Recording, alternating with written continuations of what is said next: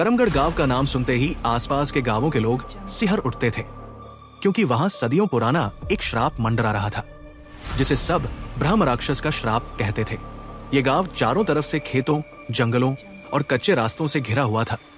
दिन में ये गांव सामान्य दिखाई देता था, लेकिन रात होते ही यहाँ का सन्नाटा असहज हो जाता था। लोग अपने दरवाजे बंद कर लेते थे, खिड़कियों पर भारी कपड़े टांग देते थे और बाहर निकलना तो दूर, आंगन में कदम रखने की भी हिम्मत नहीं जुटा पाते थे, क्योंकि हर कोई जानता था कि रात को ब्रह्म राक्षस गांव में घूमता है और वह किसी न किसी लड़की को अपने शिकार के रूप में चुन लेता है। कहते हैं कि यह श्राप उस समय का है जब गांव में एक ब्राह्मण तांत्रिक रहता था, जो घमंडी और निर्दयी था। उसकी हवस और लालच से तंग आकर गांव वालों ने उसे मार डाला था, लेकिन मरते समय उसने शपथ ली थी कि वह ब्रह्म राक्षस बनकर लौटेगा और इस गांव की हर कन्या उसकी बलि बनेगी। कहते हैं कि उसकी आत्मा ने राक्षसी रूप ले लिया और वो अब हर रात किसी न किसी युवती को उठाकर ले जाता है, उसके साथ रात भर का आतंक करता और सुबह खेतों में उसकी लाश मिलती, टूटे शरीर और फटी आंखों के साथ।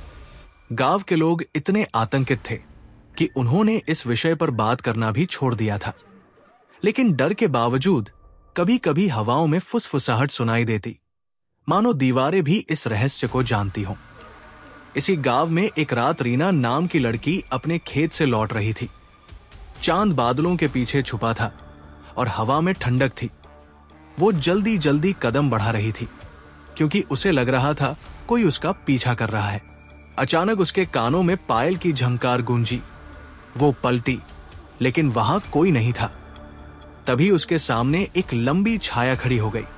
उसकी ऊंचाई इंसान से दोगुनी थी। लाल अंगारे जैसी आंखें, बिखरे बाल और मुंह से टपकता खून। रीना की चीख गले में ही दब गई। वो भागना चाहती थी, लेकिन उसके कदम जड़ हो गए। तभी उस राक्षसी हाथ ने उसे जकड़ा और अंधेरे में खींच लिया। अगली सुबह उसकी लाश खेत में मिली, शरीर चिथड़े चिथड़े और आंखें आतंक से फटी हुई। गांव में कोहराम मच गया और बुजुर्गों ने कहा कि ब्रह्म राक्षस लौट आया है। इसी बीच गांव में शहर से एक युवक आया। नाम था आरव। वो रहस्यों और लोक कथाओं की खोज में रहता था। कैमरा और नोटबुक उसके साथी थे। उसने करमगढ़ की कहानियां सुनी थी और तय किया कि वो यहाँ की सच्चाई उजागर करेगा। गांव वालों ने उसे बहुत समझाया कि वो लौट जाए, लेकिन वो अड़ा रहा। गांव में उसकी मुलाकात हुई राधिका से, जो गांव की सबसे सुंदर और समझदार लड़की थी, लेकिन उसके चेहरे पर हमेशा डर छाया रहता था। आरव ने पूछा कि वो इतनी सहमी क्यों रहती है, तो राधिका ने धीमी आवाज में कहा कि हर रात उसे वही लाल आंखों वाला राक्षस सपनों में दिखाई देता है और कहता है कि एक दिन वो उसकी दुल्हन बनेगी। आरव ये सुनकर कांप गया, लेकिन उसने तय किया कि वह राधिका को बचाएगा। रात को आरव ने कैमरा लगाया ताकि वह गांव की गतिविधियों को रिकॉर्ड कर सके। आधी रात के बाद कैमरे में अजीब रोशनी और परछाइयां दिखने लगी। बाहर खेत की ओर से किसी औरत की चीख सुनाई दी। आरव टॉर्च लेकर भागा तो देखा मिट्टी पर घसीटने के निशान हैं, जैसे किसी को घसीट कर ले जाया गया हो। तभी उसके पीछे एक आवाज फुसफुसाई, भाग जा, वरना अगली लाश तेरी होगी। वो पलटा तो वहां कोई नहीं था, लेकिन मिट्टी पर बड़े बड़े पंजों के निशान बने हुए थे। अगले दिन वो गांव की सबसे बूढ़ी औरत सरस्वती देवी से मिलने गया। उन्होंने कांपते हुए कहा कि बेटा, तुझे यहां नहीं आना चाहिए था। वो ब्रह्म राक्षस इंसानों की आत्मा पर जीता है और उसे कोई नहीं रोक सकता। आरव ने पूछा कि फिर क्या कोई उपाय है, तो दादी ने कहा कि बहुत कोशिश की गई, लेकिन वो आधा ब्राह्मण और आधा राक्षस है। उसके पास अपार शक्ति है। धीरे धीरे आरव और राधिका के बीच नजदीकियां बढ़ने लगी। राधिका ने रोते हुए कहा कि राक्षस सपनों में आता है और कहता है कि वह उसे अपनी दुल्हन बनाएगा। आरव ने उसका हाथ पकड़कर कहा कि जब तक वह है उसे कुछ नहीं होगा। लेकिन उसी रात भयावह घटना घटी।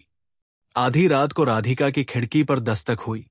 उसने डरते डरते खिड़की खोली तो सामने वही ब्रह्म राक्षस खड़ा था। लाल आंखें चमक रही थी और मुंह से खून टपक रहा था।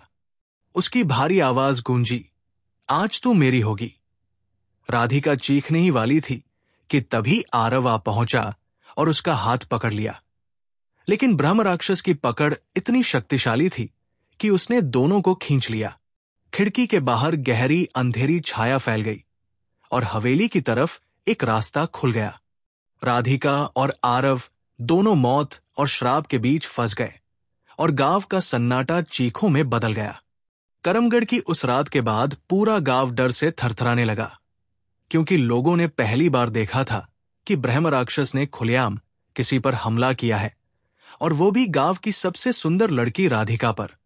हालांकि आरव के बीच में आ जाने से वो बच गई थी, मगर ये बचना अस्थायी था, क्योंकि अगले ही दिन गांव के किनारे के खेतों में एक और लाश मिली। इस बार लक्ष्मी नाम की युवती की। उसका शरीर भी उसी तरह टूटा हुआ, आंखें फटी हुई और चेहरे पर वही मौत से पहले की जमी हुई चीख। लोग सिसक उठे। औरतें अपने घरों से बाहर निकलकर मंदिर की घंटियां बजाने लगी। कोई मंत्र पढ़ रहा था तो कोई अपने दरवाजे पर नींबू और मिर्च टांग रहा था। लेकिन सबको पता था कि यह सब बेकार है, क्योंकि ब्रह्म राक्षस सिर्फ एक श्राप से बंधा है और उसे रोकना इंसानों के बस में नहीं। राधिका दिन ब दिन और सहमी हुई रहने लगी। उसे नींद नहीं आती थी, और जब आती थी तो सपनों में वही लाल आंखें, वही राक्षसी हंसी, वही गहरी आवाज जो कहती थी, जल्द ही तू मेरी होगी, तू भाग नहीं सकती। आरव उसके साथ रहने लगा। वो उसे ढांढस बंधाता, लेकिन उसके भीतर भी डर घर करता जा रहा था। उसने तय किया कि उसे किसी ऐसे व्यक्ति से मिलना होगा जिसे इन सब रहस्यों की जानकारी हो। गांव वालों से पूछताछ करने पर उसे पता चला कि गांव के बाहर तालाब के किनारे एक पुराना आश्रम है जहां पंडित हरिदास रहते हैं। कहते हैं कि उन्होंने अपनी जिंदगी तंत्र मंत्र के अध्ययन में बिताई है और वही ब्रह्म राक्षस की कहानी को असल रूप में जानते हैं। आरव अगले दिन वहां पहुंचा। आश्रम टूटी फूटी हालत में था।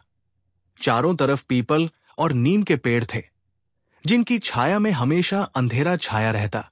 भीतर पंडित हरिदास बैठे मिले। लंबे सफेद दाढ़ी, माथे पर तिलक और हाथ में माला। उन्होंने आरव को देखते ही कहा, तू शहर से आया है ना?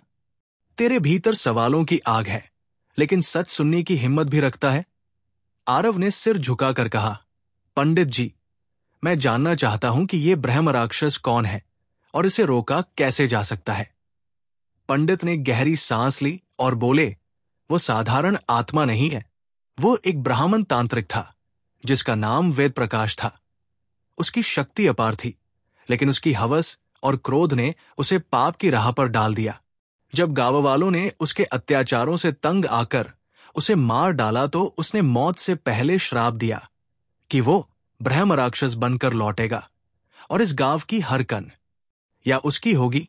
उसका श्राप इतना प्रबल था कि देवता भी उसे रोक न सके, और अब वो आत्मा हर पीढ़ी में लौटती है। हर रात एक लड़की को अपने साथ ले जाती है और उसकी आत्मा को निगल जाती है। आरव ने कांपते हुए पूछा, क्या उसे रोका जा सकता है? पंडित ने कहा, उसके पास ब्रह्मास्त्र का टुकड़ा है। जब तक वो उसके पास है उसे हराया नहीं जा सकता, और उसे हराने के लिए किसी का बलिदान देना होगा। एक ऐसा बलिदान जो श्राप से भी बड़ा हो। ये सुनकर आरव का मन दहल गया